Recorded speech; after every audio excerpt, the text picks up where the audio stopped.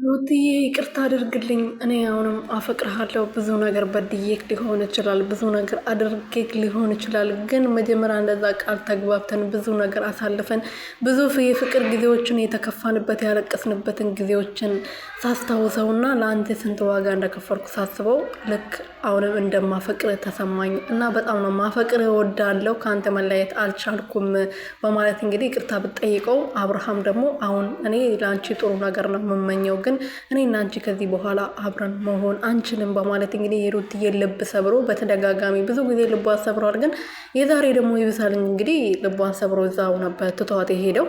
ሩትዬ ደግሞ በዚህ ነገር በጣም ነው ያዘነችው። የኔ ፍልቅልቅ የኔ ዱንቡሽ ማለት ነው። አታልቅሺ። ለአንቺ ማልቀስ ሳይሆን መሳቅ መጫወት ነው የሚገባሽ ማለት ነው። ሰላም ሰላም ቤተሰብ እንዴት ናችሁ? ደህና ናችሁ ወይ?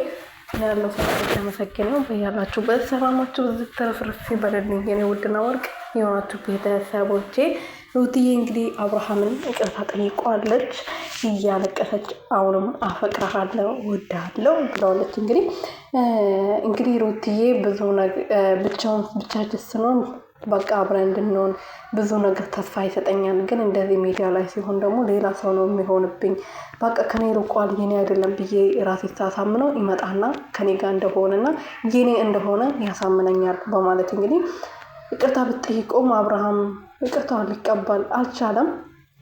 ግን እኔ ሩትዬ አታልቅሺ፣ ሁሉም ነገር ይስተካከላል። አብርሃም ልቡን ገዝቶ ወደ አንቺ ይመለሳል የሚል እምነት አለኝ።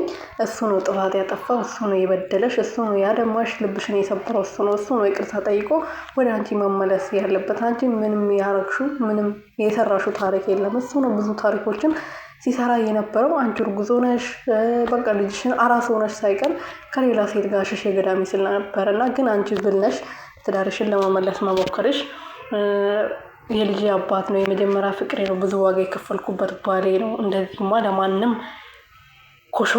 ኮሾኮሮሪ ነውማ ምንድን ነው የሚባለው አሳልፍ አልሰጥም በማለትሽ ሳናደንቅሽ አናልፍም። ግን አታልቅሽ የኔ ልቦሽ ቦሽ